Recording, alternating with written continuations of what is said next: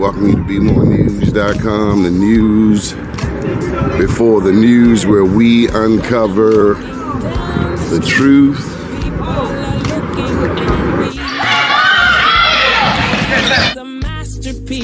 And absent, we need God. Because only God can bring us out of this mess.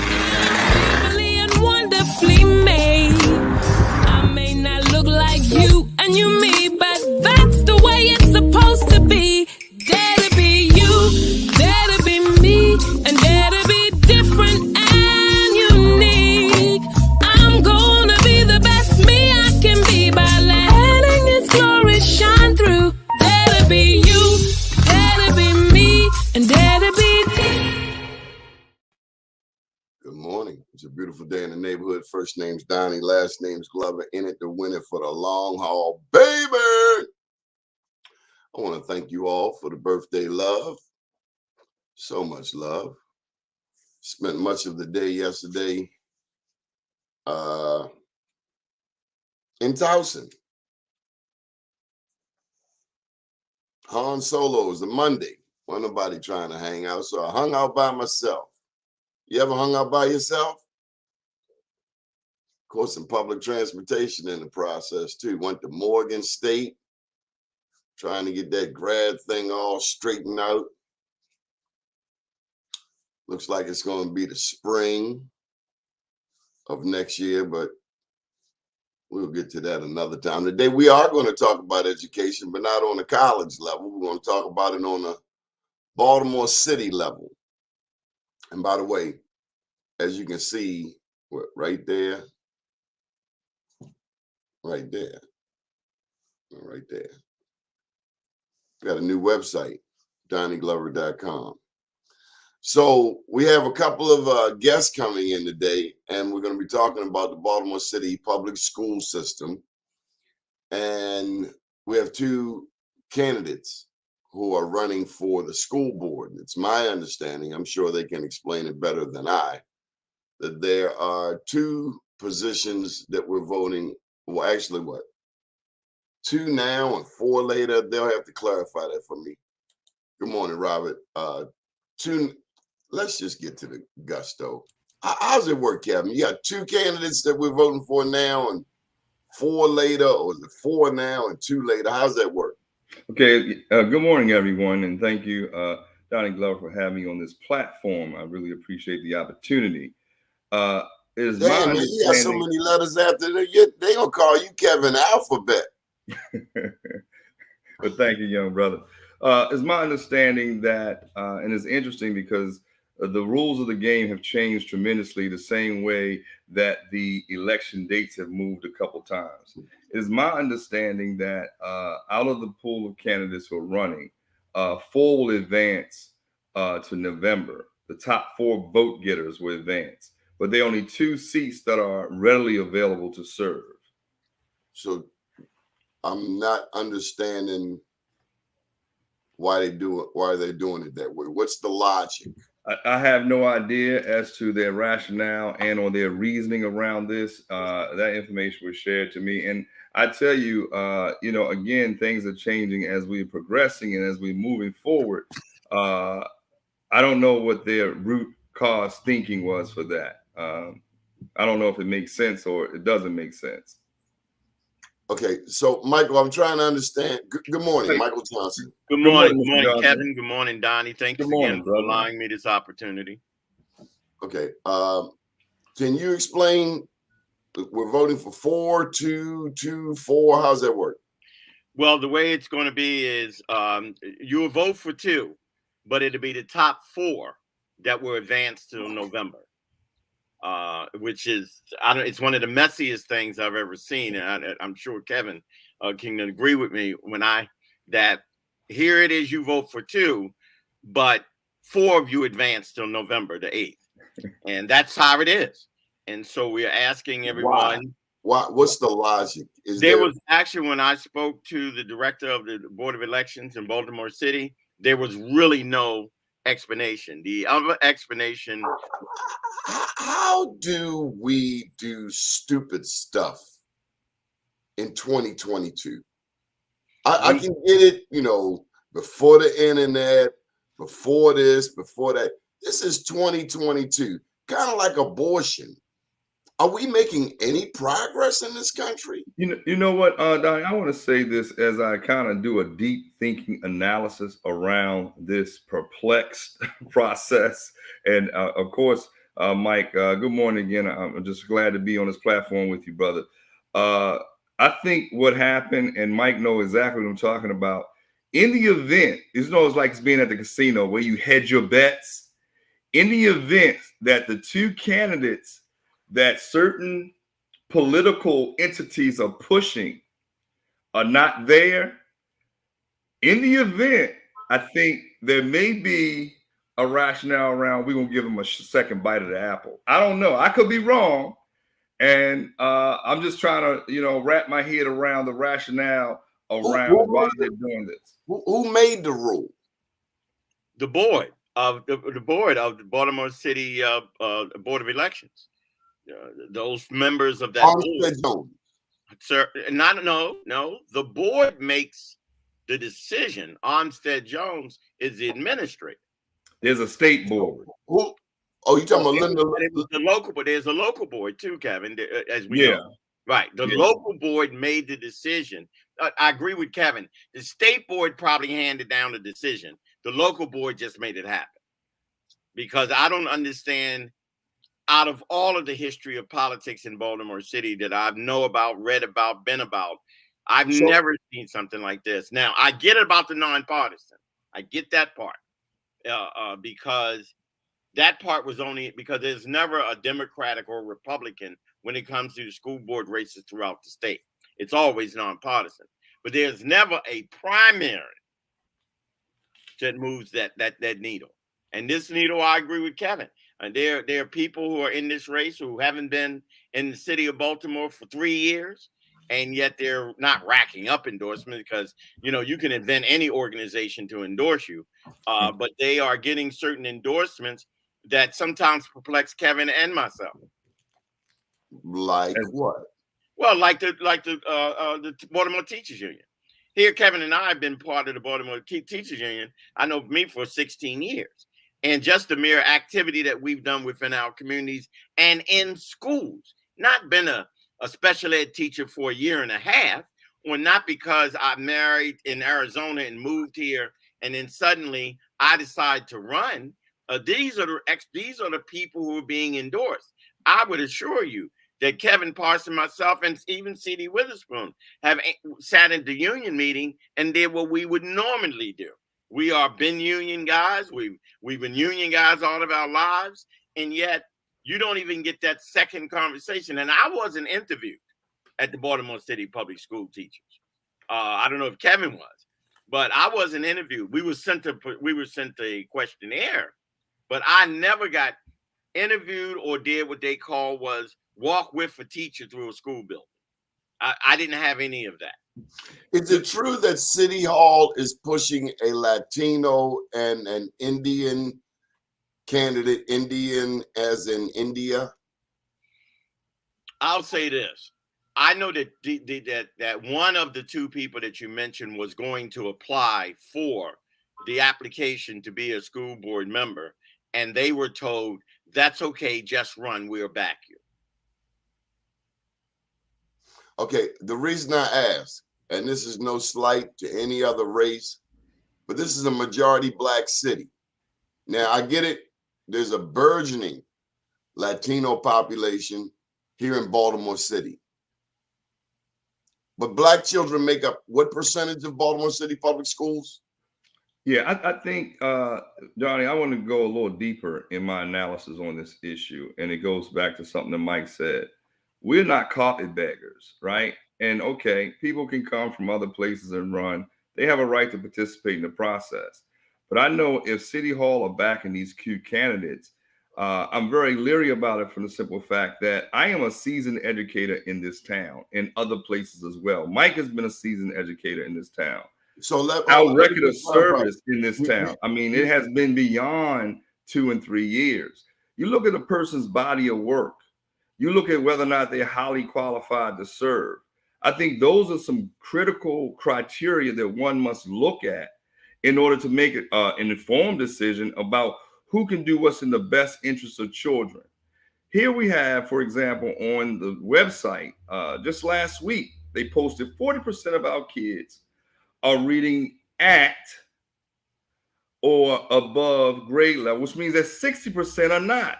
That's a failure. Last year, you had the superintendent, Sandra Lees, come on, and she talked about on WYPR, she talked about how 65% of the kids were missing from school during the COVID crisis. All right. Statistics mean everything. Data means everything. But what do you do with the data? What you do is you deploy a family engagement team to go out, knock on doors, and find out where these kids are. Many of them didn't have hotspots. They did not have the adequate technology. The rollout plan for that was a mere debacle. You also had like 40% citywide of these kids who are not performing at grade level, as I said. You had 35% of kindergarten students failing. Kindergarten. How you fail kindergarten? How do you fail A, B, C, D? Mary had a little lamb. Her sheep was white as snow. So we got to do something different and go beyond what has been the traditional model of education. Give an example. We got a high level of students who are homeless in Baltimore City, but we got a high number of vacant housing. In some school districts, they set up housing for homeless students. And Donnie, you know, I was a school leader over in your footprint at George Kelson. What we did was, because we had attendance problems and we started looking at the root cause, a lot of the kids were missing because of dental appointments. Mom had to go to social services agencies and so forth. So what we did, along with the guy who developed Columbia, we partnered with that, Rouse, right? We partnered with that group. We partnered with the University of Maryland Medical School downtown on Green Street in Baltimore. So we had an office set up where their dental students could come in and assess our kids for any dental issues. So the kid was in school getting healthcare services, and then they could leave from that room or that office we had set up and go straight to class. So attendance did not become an issue. As you know, I've been a turnaround principal in this city. We had BDJ Academy, which was one of the best models, and you visited the school and you saw what African-American boys were doing because we were cutting off that prison pipeline. Those are the kinds of models we need to do. We need to get away from some of this stuff that we know doesn't work, and we keep doing the same thing over and over again. Kevin, I wanted to clarify, you have worked in Baltimore, you've worked in Philadelphia, you've also worked in Washington, D.C. So I ran the only Black Catholic school that was in Kansas. I worked in Philadelphia. I did some work and still doing some work over in the D.C. corridor. I did some consulting work up in Nevada, Las Vegas, Clark County when Dwight Jones went there. I got a pop quiz for you. You mentioned Kansas. You were in Kansas? Yeah, I didn't see Dorothy though. When I last saw you, I gave you a copy of this book.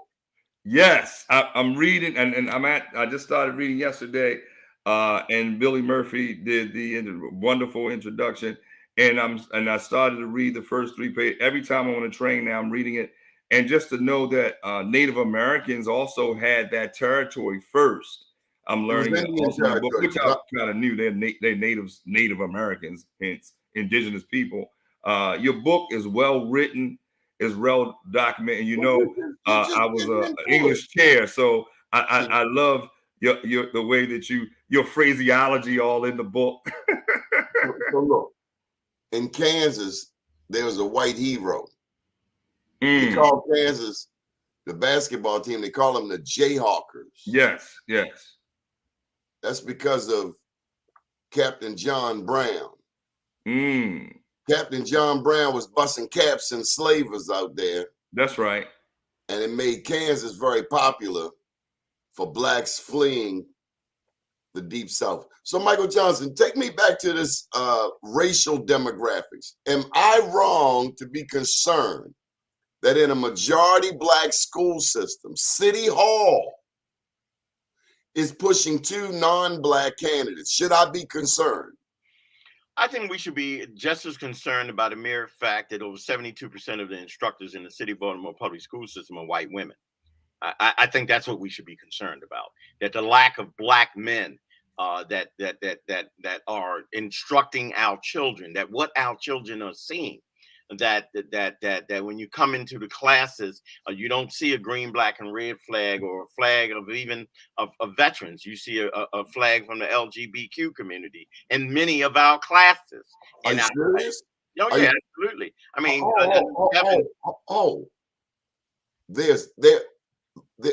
there are pride flags in the classroom. Yeah. Rather even stand up on the wall. When did this happen? Pardon me? When did this happen? Because I think it's gone too damn far at this point.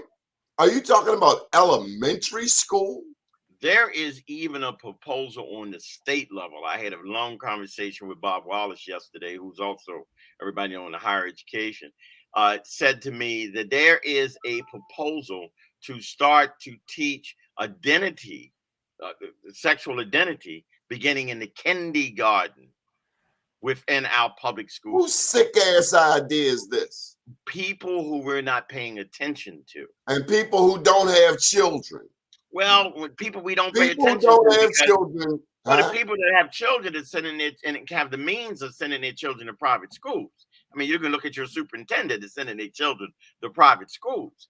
I mean, until how can people without children make decisions for people with children? Because people with children aren't paying attention to the people without children who are making the decisions. If I can just hop in. Why? A child is 5 years old. They're not thinking about sex. Were you thinking about sex at 5 years old, Kevin? No, I wasn't. I was playing with G.I. Joes and trucks and Hot Wheels at 5. Michael, were you thinking about sex at 5 years old? No.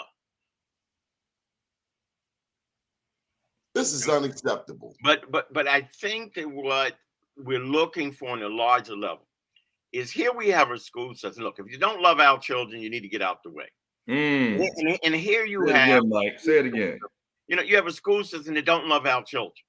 And because they don't love our children, all of these experiments and all of these nonprofits that Kevin and I will tell you that other than coming into this Thursday, where we'll be at the National Action Network Forum at the Arena Players this Thursday, this will be the first Black organization out of 13 organizations that I've been in front of, that the first Black, because all of the other organizations were white women, white organizations who are running and making decisions in our school system. So can I just interject? When Martin O'Malley was mayor, he brought in not just zero tolerance.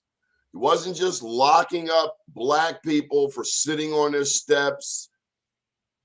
I almost got arrested for propelling a bicycle within the city limits without a headlight. They ran up on me like I had just knocked off a bank. Me too. But Andre Salonzo was brought in by Martin O'Malley. You remember Martin O'Malley? And he got rid of 75% of the principals. Of the season. Yeah. They pushed him out the door. Right. 75% at one time. Mm-hmm. No corporation gets rid of 75% of its intellectual, institutional capital at one time. But we allowed this Alonzo guy, and the police were called multiple times to his home 3 times for domestic disturbances. But he was still allowed. And he had no children, correct? No. Not to my knowledge. I got a problem with that. Where is the outrage among parents? Well, interestingly enough, the history around how he arrived here was that Martin O'Malley wanted to get rid of Nancy Grasmick, and Lou Grasmick was too powerful in the state of Maryland. He couldn't do it. Charlene Boston Cooper was then serving as the interim superintendent. The board was going to make the decision to install her as the super or the CEO of the school. Right before they came down, they did a bait and switch. They went to Alonzo because now you find that O'Malley can't get rid of Nancy, so he has to have somewhere to put Alonzo because he promised. Right. Our school system spiraled out of control under Alonzo. As you and Mike said, he got rid of a lot of the seasoned principals. 75% season.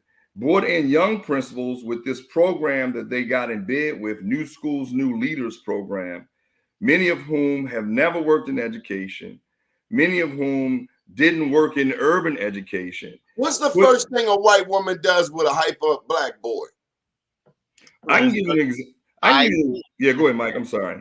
No. I mean, it's cool. I mean, for what you were saying about the principals, I went through 5 principals in 14 years at one school. Not one 9th grade class finished with their principal during that time of Alonzo, Thornton, and the end result was Donna Edwards. But we had 5 principals. Not Donna Edwards. 4 superintendents. And we had 6 police superintendents. And let me answer your question, Donnie, in terms of that question you asked. I'm gonna give you 2 examples of it. And the second example led me into developing the BDJ Academy.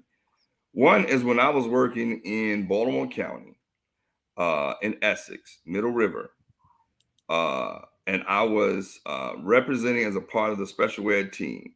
There was an African-American boy who was 6'5". He looked like he could have played in The Blind Side. Real nice, real gentle giant. There was a lady who came in from Boston, European. She came in from Boston. First time working in urban education. She made a special ed referral for this young man. In the meeting, I pressed her because I was walking around. I was the only African-American in the building, me and another sister. I had a Malcolm X mug, and that freaked them out. I said, there's no data to really support your referral. She openly said, well, he intimidates me. And I said, how does he intimidate? She said, because he's bigger than me, his size.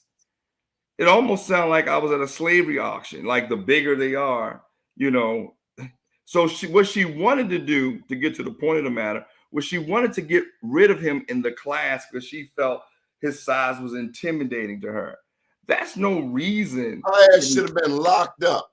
She should have been coming out of school headquarters in handcuffs for that silly slavery Django mentality.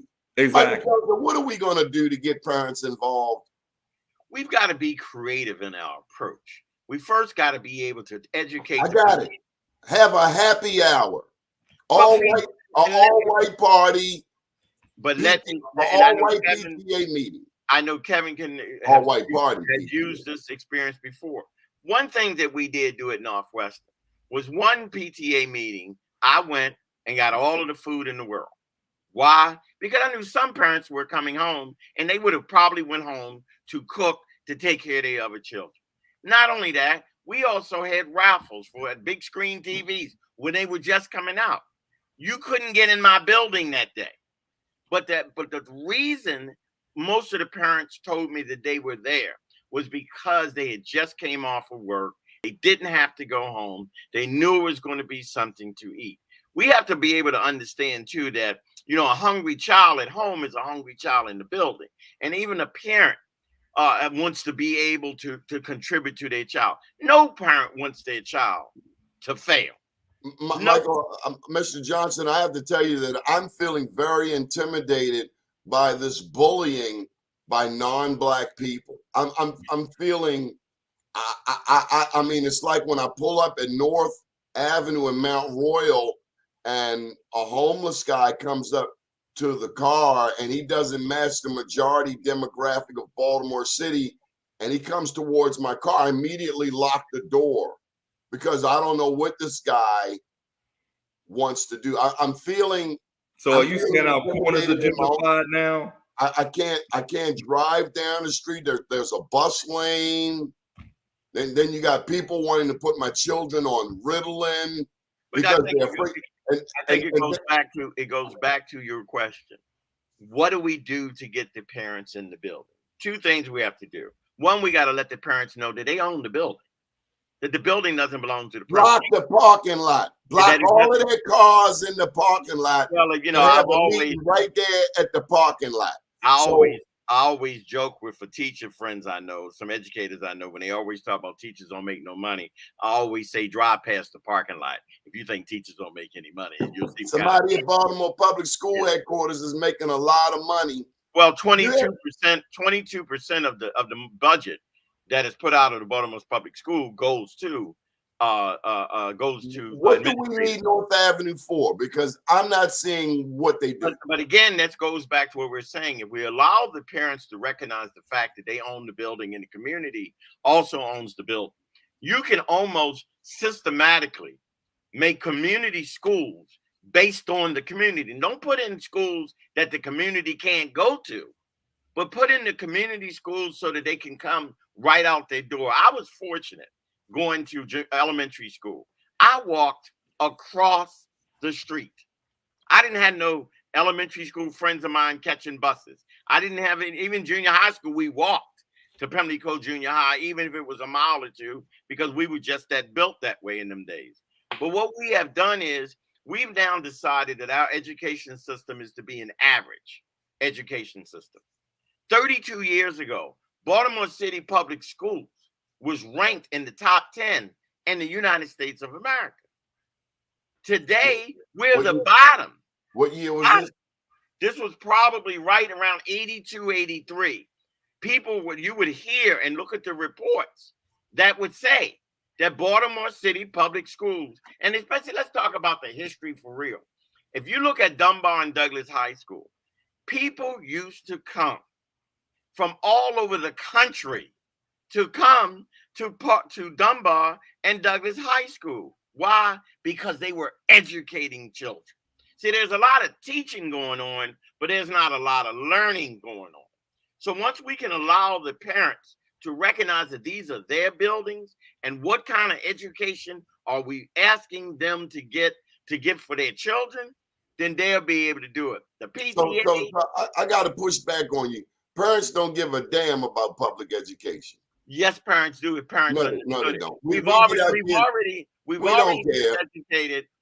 miseducated a generation and a half. We don't that care. Generation and a half Mike, are the parents of those children. Mike, all we care about is our kid looking fly. That's all we care about. I don't agree, though. I think that given the opportunity to understand the importance, and we got to have continuing education. Parson and I always say, you can't close that building at 3:30 and think you're educating. I'm glad you said that. New school, Dorothy Height Elementary School, Dorothy Height. The former John E. Howard. John E. Howard had the best basketball in West Baltimore many years. That was the team that went to East Baltimore to lose, because that's what was going to happen. Madison Square, baby. Yeah, but nonetheless, John E. Howard. What I'm getting to is new school. The young people cannot use. The young people who live around the school, according to Coach Rodell Bailey Eel, and I've mentioned this multiple times to Senator Hayes. The young people cannot use the gym. The principal does not want the young people from the community in the school, and I think that principle should be pushed in the Inner Harbor. You guys raised so many different issues I wanted to jump in on, but I'm going to. How dare you come to our city? Tell me, when we were kids, we could go. I lived at Easterwood. We swam down Calverton. We swam at Carver, and we even swam and played basketball up Coppin. Yeah, that's a no-brainer. Don't you want your young Square. people engaged in something constructive? Yeah, and so I went to Madison Square. Where do you get these dumbass people from? Yeah. They are dumb. Yeah, I would leave Madison Square from class, straight out of Madison Square, which they just knocked down that building, by the way. They kept up the basketball facility, but they And these left. are PhDs. Yeah, and I walked right out of class across the walkway to William Wells, Sarge, and Mr. Boston, and went downstairs and played basketball directly after school. You talked about what we knew with the family. We need the family re-engagement. And it was something you said about the parents don't care because they want to worry about their kids being fly.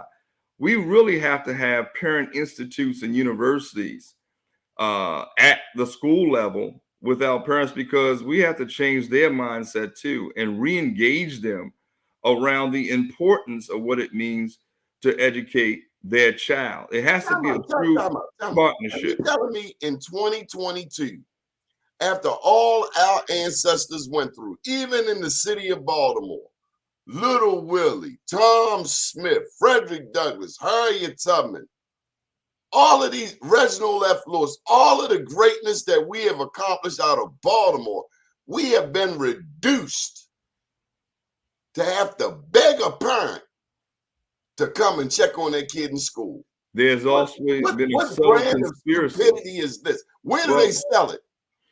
Jaquanza Conjufu in his book, and that's why I started BDJ Academy, talked about the conspiracy to destroy black boys. There's always been a conspiracy to destroy the black family. You can go back to Dan Monahan and his. Dude, we were at AFRAM. We were at AFRAM. And by the way, they need to put the red, the black, and the green back in AFRAM and stop cartoonizing our colors. Red, black, green. I don't know where all this other hippie crap comes from. You remember Samuel Banks. He had it correct. And what we did was, you got to put kids at the center of the curriculum. All those people that you name, a lot of schools in this city was named after powerful, influential African Americans, and that was eradicated. To take the names off. George Kelson, the school you worked at. Who takes the name of George Kelson off a school in Sandtown, given how many people that man employed here in Sandtown? What brand of stupidity is this? Where do they sell it? Nordstrom's, the Rack, Mondawmin, the flea market? Where do they sell this brand of PhD stupidity? And why are we allowing ourselves to keep purchasing it? And why are we allowing a system or a city to promote sweegie-ness as a career path? That's not a career path. When I was up at CASA and we had BDJ up in Walbrook, they said the kids were out there sweegeing. I would go out there and get them and pull them back into school, because they say, "Hey, Mr. Parson, I'm hungry. That lunch that y'all they serve in the school is crap." I said, "I tell you what, come back to school. I'm going to order some pizza. I'm going to order some sodas and so forth, because you're better served in the school than out of school. I hear you about the lunch. I'm going to take it out of my own pocket." Because kids, as Mike talked about, there's a real hunger issue. And this summer, we're going to see evidence of that with this economy. Parents are really going to have to tighten their belt buckles around what they choose to get their kids. And hopefully they're choosing food over the new LeBrons. I'm hoping that's going to be the case. Michael Johnson, do you foresee COVID causing problems in the upcoming school year? Yeah, absolutely. It wasn't COVID. It was the reaction. It was what the expectations for me wasn't high, that the school system was going to do what it needed to do. So that's why a few of us started our own online school system while this whole thing was going on the last 2 years. I mean, we made sure that young people, and primarily people in my family, I mean, I've got 22 great nieces and nephews in the system, 22 of them.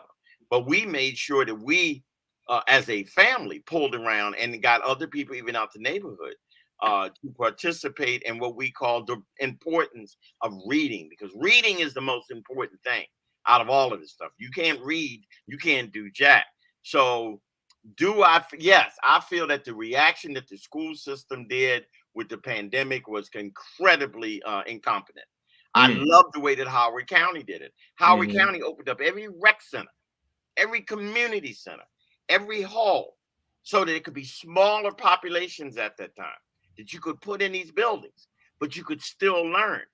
My problem is that we gave students and families computers who didn't, like Kevin said, who didn't have hotspots, who couldn't even get online. But yet we also gave them computers that they didn't know what they were doing. The rollout. Were either of you expecting this mayor, being the youngest mayor in Baltimore's history, to be more about the education of our young people? I thought so. Yes. I even if he wasn't my candidate, I did expect that when he got there, and then I expected that from Kirk Smoke and didn't get that either. But I expected that because of his age, because he had came out of Maryville, because he had been on the Heights and all of those things collectively, that he would understand that education is the only pathway out of whatever problems our children are having. And yet I have seen, you've dumped $200 million into this incredible budget that we have, but you ain't followed up on that money. Donnie, you and Parson would not buy a house for $300,000 and made sure that the roof wasn't leaking. And what we've done is we put $200 million into the school system and the roof is leaking. Yeah, no, somebody's stealing over this. A lot of people are stealing. Fiscal accountability is an issue. Somebody should be coming out of there in handcuffs. Right. Transparency and accountability. Yeah, you're absolutely right. And how we allocate. So we really need to reallocate how we use our money. One of the things you talked about earlier is that we definitely got to pay our teachers more. It's one of the only careers that everybody comes through. I don't care if you are take your money from school headquarters. You got people over there making 6 figures. They tell me that one man is responsible for like 25 buildings. Mm-hmm. Is that logical? Yeah. I'm talking about maintenance. Is that logical? No, it's not. It's not. And we spend a lot of money in wars, Ukraine and Afghanistan, and we send $5 million like the next day, $5 billion, next day, billions the next day. Why can't we put that money where our mouth is and put it in education, have state-of-the-art buildings, as I mentioned, where you're going to have dental facilities connected to the school. You're going to have outreach centers. You're going to have governmental agencies where they can set up right there, where parents can drop their kids off and go right in and get some services right there. We have to redesign, Donnie, our schools to meet 21st century issues. It's like the Constitution. It was written. Yeah, I'm sorry. Go ahead. Who is going to take responsibility for Baltimore City Public Schools? Who is responsible? Who? The governor, the mayor, parents, who? The board. If the structure is set up in the manner that it's set up. Because this is my concern. When people run for mayor, education is a #1 issue in Baltimore. Yeah. But when you run for mayor,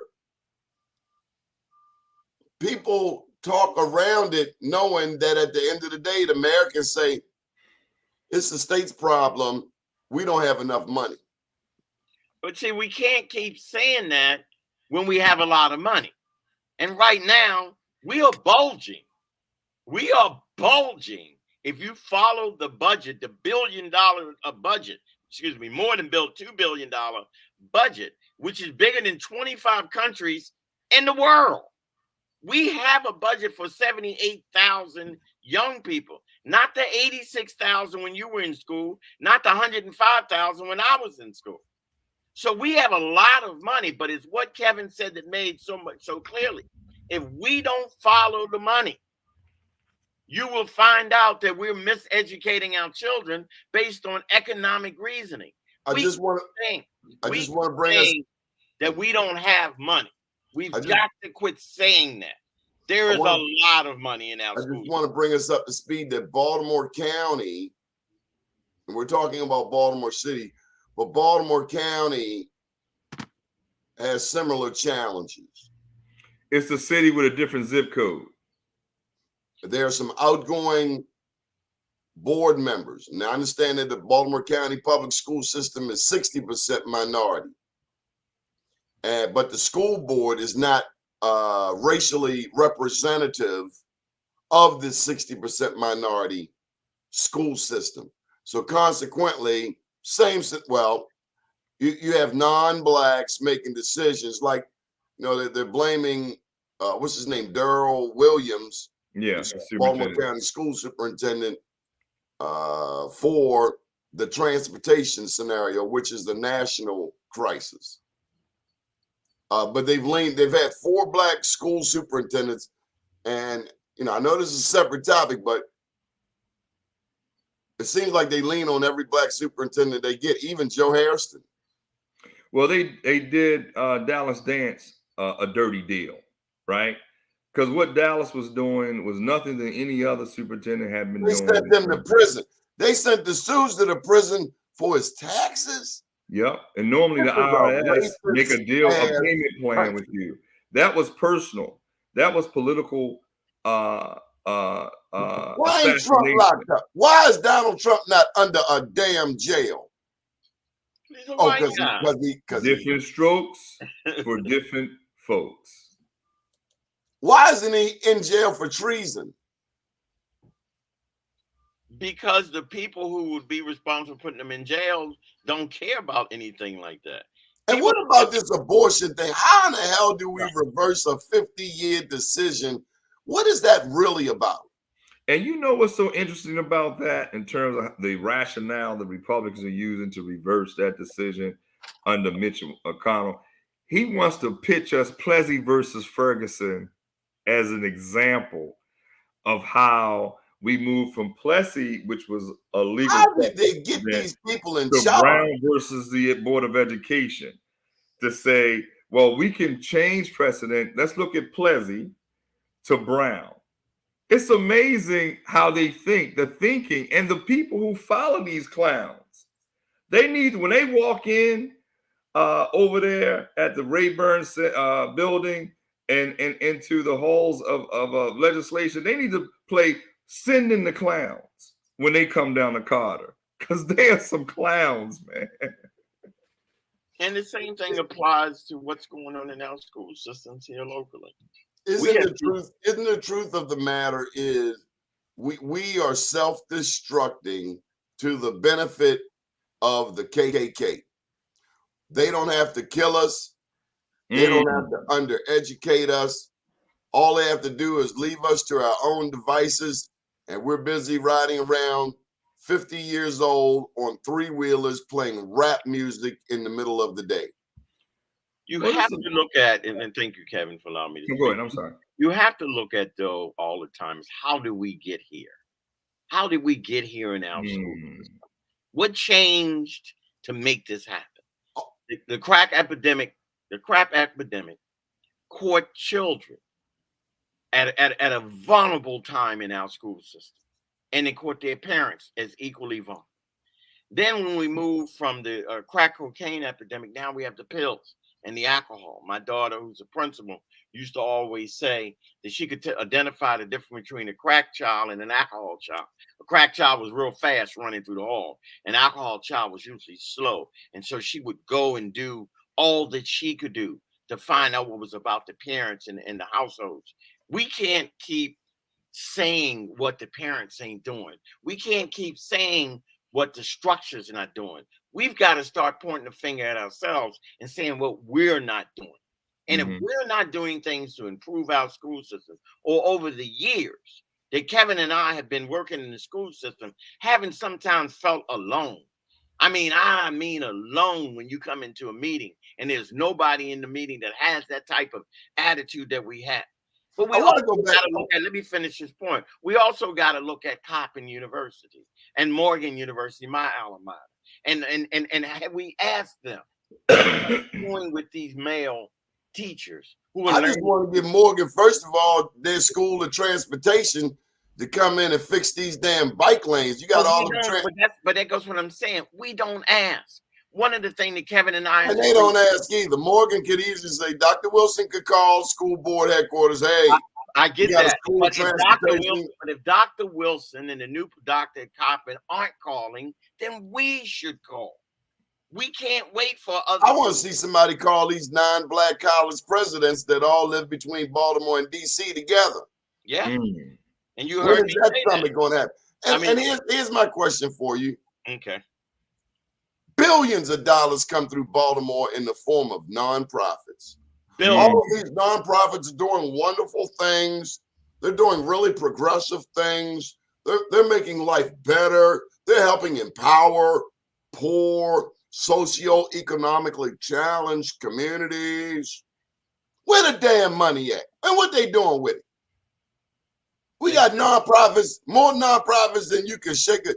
We got more nonprofits than we got drug dealers. 12% of the Baltimore City public school systems go to nonprofits to come in to do programs. Where's the accountability? And where's the money?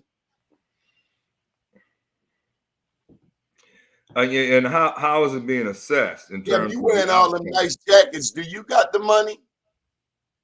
No, sir. No, sir, I do not. I see you wearing a lot of nice blazers. But Mike asked the key question, how did we get here? And there's always been a conspiracy, again, to destroy us. And there's always a Mickey putting out drink. And so today, there's always a sellout.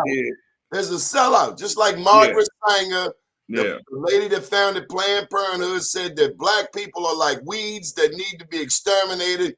Then they bring in a black woman CEO to make everything smooth all over. They not about abortion. You can't talk about Planned Parenthood. Not knowing about Charles Galton, Charles Darwin, survival of the fittest, and all of the madness and Nazi Germany and Hitler, who got trained by the U.S. racists. And white people are finding out they're being outnumbered too. So that's why that's abortion and gun control. That's exactly why you got the abortion issue. They don't want white women to stop making white babies. Right. Because they're getting outnumbered and they're not giving up their damn guns. I don't care how many kids get shot in school. They are not ever giving up their guns. Not happening. Yeah, that Second Amendment is like the Bible to them. They pray by it. I want to tell you something. Back in the 80s, they called us crackheads and dope fiends. What do we call the white addicts who are now buying dope and walking the streets of East Baltimore and West Baltimore all hours of the night? Huh? They call it a health crisis, and they gentrify the corners because you said you being crackhead and dope fiend. Which is interesting when talking about mental health too, because we need to address that in our school system and trauma our kids suffer in the community and come to school, and we expect for their minds to be fixated on learning. We got to do a better job of putting more counselors in the elementary and middle schools and high schools. I know in the high schools, they pretty much concentrate on them going to college, career readiness, and college readiness. Especially on this last 2 years, and I've done some studies in this area in terms of the impact that our kids suffered from a mental health standpoint under COVID. And we got to address some of those issues as well. Kevin, what do we say to HBO? They're watching this show right now. HBO has done The Wire. They've done The Corner. Now they've done We Own the City and had the audacity to state that Detective Sean Suter, a Washingtonian, would come to a filthy-ass West Baltimore alley and kill himself. Well, we know that was a lie. Therapy for that. That was a lie, and I understand that's one of the reasons why Daryl D'Souza went down, because he was looking to get to the root of what really happened and not listen to the propaganda which was being promulgated. The Wire and HBO, we got to stop letting people define who we are. And really highlight. And black people want to be in the movie. Man, I'm going to be on The Wire. I'm going to be on The Wire. I'm going to be on The Wire. I'm going to be We in the City. We own the city. Do you have a deed? Because if you don't have a deed, that means you don't own anything. But they got weed. Do you have a weed farm? Yeah, and we're not. And I know people, probably wouldn't like me saying this. Because of what happened with her. But to Cheryl Glenn's credit, the former delegate Cheryl Glenn, one, Mike and I able to run for the school board. I give her credit for that. And then two, she was pressing up on the state for minority-owned weed dispensaries, right? Because we're not a part of that conversation. That's why I like Merlin. She said, I'm not going to demonize a little black boy for having 2 joints in his pocket, right? When the state is pushing licenses. They're pushing licenses and making money. Everybody else is making money, but you want me to demonize and criminalize a little black boy for 2 joints in his pocket. And they I don't give want her to give a lot up of credit for that and that type of reform. They don't want black people to have dispensaries or the growing. Right. And this stuff is being publicly traded on Wall Street. That's how big this conglomerate is around. But they don't want black people to participate. But it's let me tell you, see, when you carry poison, I just want to say this real quick. Yes, sir. When they went to carry poison, remember in The Godfather, what did they say to do with the dope? Dump it in the Harlem. Dump it in the black neighborhood. Give it to the N-word. Give it to the N-word. When you go carrying poison, it's gonna spill on you. That's why in my alley, when I see a white addict in my alley eating out the trash, I'm reminded of what goes around comes around. Here's another point. White people, you don't have to live in fear of us. If we wanted to bust your head, we'd have did it a long damn time ago. So stop carrying all these damn machine guns and pushing all of this foolishness. We just trying to live. Are you trying to get some get back on white people, Kevin Parson? Let me just say this. What I've learned in my studies over the years is that the way we got here and the way Africa got conquered and the way the Native Americans got conquered. The Native Americans were very inviting. They taught them how to plant. They taught them how to hunt. We were very inviting. Africa is the mother lode. It provides all of the natural resources to the world. Bauxite, diamonds. You know, I've had daydreams of me on the coast of Africa with a machine gun and tanks and a whole army and air force, and we busting the first pilgrim that come across the Atlantic. Right. We were very inviting. We invited people in. And what they did was they got in once we had them come in as guests in their house, then they took over the house. No, they started paying us off. They have a bellicostic, not all of them. Let me not say all because it's not universal. That's like saying all black people are good. Yeah, that's like saying all. So I understand logic and reasoning, so that's why I had to backtrack that. But some of whom have a bellicostic DNA, right? What we see with Putin. What is that? What? The bellicostic, warlike. They like war. That's why they like the guns. They like that kind of stuff. They were able to. We seem to like war too. Yeah, but we learned. That's all our rap songs about is killing a brother. It's learned behavior.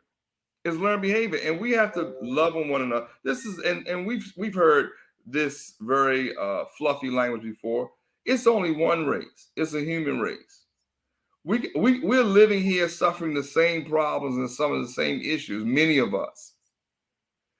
We can get more out of collaboration than we can out of disassociation. We've really got to work together as people. This thing, global warming, is going to affect everybody, lottie-dottie and everybody.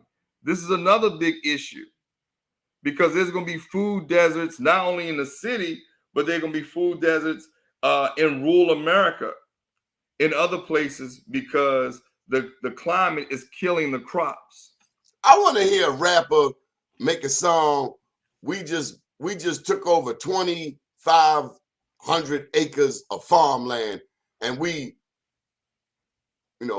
want to hear a rap song. We got a farm now. Old MacDonald had one. E-I-E-I-O. We might have to make that into a rap song. Since that's the only thing that we listen to, we don't even listen to Magic 95 no more, do we? Or 88.9, which is EAA. A lot of us don't listen. I know they're trying to change their platform. But one thing about that radio station, when Kwaisi was there as the director, is that we got information. Malcolm X says, education and information is the passport to our future. And we got to stop listening to a lot of the songs that don't have the right message, because those rappers who had the right message, they got rid of. They pushed them to the side. And they pushed this narrative about the girls being the B word and guys wanting to be gangbangers. But the ones who are really rapping about uplifting one's people, and there are a couple of them that I'm sure you know, Donnie and Mike, they push them to the side because they don't want the positive messages, because they don't want the Platos and Socrates in our community who actually learn from the Africans. They don't want those people in our community. Not only they learn from the Africans, they stole the Africans' books and then they burned down their libraries. Mike, Alexandria. That goes back to what we're saying this whole beginning of this conversation. If we're not in control of the information, 40 hours a week, our children are in these buildings. 40 hours a week. Almost as much as they are with their parents because they sleep. And for 40 hours a week, we're not educating our children about the history that Donnie says, the history that Parson says. Samuel Banks had it right. And I remember Samuel Banks and I was on a panel one time, and he said to me, he says, we're not here saying that George Washington wasn't a good president. We're just also saying he had 300 slaves. And so when you start letting the truth come out, when you let the truth start coming out, and that's what these children are not getting in schools.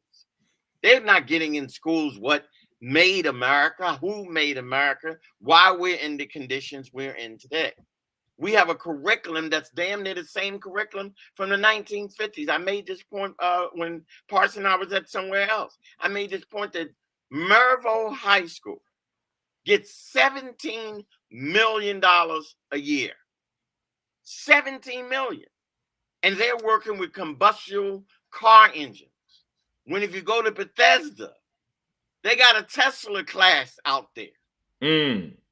And that school is only spending $13 million a year. And so somewhere we're saying we want to be in control of our schools. Too many people are stealing from our children. I'm sorry. Too many people are stealing from our children. And that's why I like having a Republican governor in Larry Hogan, because I'm seeing more accountability, more questions being raised. When everybody's a Democrat, everybody's turning their head. Well, maybe that's those Democrats, and maybe there's different Democrats, because I've seen a lot of black people that look just like me, and they turning their heads too. What I need to do is these are black people I'm talking about. That's my point. See, it don't matter if you're a D or an R to me. And it matters what's in your soul. And if you're loving our children, Boyd Rutherford, the lieutenant governor, has demonstrated a lot of love for black people in his tenure. I hear you. Hey, Mike, you raised the point, and as an emphasis, and you have this debate around critical race theory. The issue is we're not saying don't know about George Washington, because we need to know about everything and all things. Because what I learned when I talk to white people on the train, they know more about us than we know about ourselves. Hello. But they don't know more about me than I know about me. I'm just saying. They know. And we know a hell of a lot. A lot of other people don't know is the things they need to know. So it's not about learning about George them racists love black but women. How about learning about George Washington Carver, right? We have a George Washington Carver that we don't talk about. We'll talk about George Washington before we talk about George Washington Carver. There's a line that says real simple that, and there are two houses. There's a house with a lot of big TVs and a little library. And then there's a house with a lot of little TVs and a big library. And we need to change. We need to make that work within our. Got to read, brother. We got to read, and that's why we got to start at pre-K. We all want to be followers. We're all busy looking at everybody. This is where we are. When the revolution starts, we're gonna be doing just like this and get shot right in the head, because we're gonna be doing like this, walking down the street. Well, as they said, the revolution will be televised. I just think that at the end of the day, this is a movement. This is a revolutionary movement. Putting the right people on the school board can be the right disruptors, the right people that can organize the community. Do you see a race war coming? Nope. Do you, Kevin? I don't. I thought we were almost there a little bit in little pockets with Trump, because one of the things I did like was that not fucking around crew. I don't know if you was researching them. because they Straight out of Georgia. they was making it known that if y'all want to come this way, we got something for you because we are trained military men and women. If that's what y'all thinking, Who came I out? think they forget about the blacks in the military. Well, who they came out of the Deacons of Defense. That organization came out with my daddy and the other older men were down there protecting civil rights workers and in their own black community after they saw what had helped happen in Tulsa. And so I think that we're and not to step on your words again, Kevin. I think where we are is today is this is a revolutionary type of movement. This is not just the point of putting Kevin and Michael Johnson on the board so that we can be down here and say we're on the board. One thing that they didn't do in this board, and I had difficulties with, was they didn't reduce the 2 people from the mayor's appointee. They just added 2 more elected people. What we're trying to do with our 4.0 program is to get 4 more elected people at the next mayoralty election, which would give us 6. And then also the mayor would still have 6. But 2 people, we can't sit here and discuss, and Kevin and I don't do that. We don't be sitting there discussing that we're going to go there and change it. What we're going to say is that we're going to go and let the community know what's going on. I'm going to give every elected I ain't got no problem being unapologetically black. I'm going to give every elected official a copy of this book because we're down there apologizing for our blackness. Mike Johnson, quick question. If you were not running, who would you vote for in the school board? Kevin Parson of Still and C.D. Witherspoon. Gentlemen, thank you very much for joining us. Thank you. Thank you very much, brother. See you guys later. Thank you, Donnie. Thank you, Mike. All right. Thank you, Kevin, all the time. Talk to you today. Please. Yeah. Absolutely. Let's make it happen.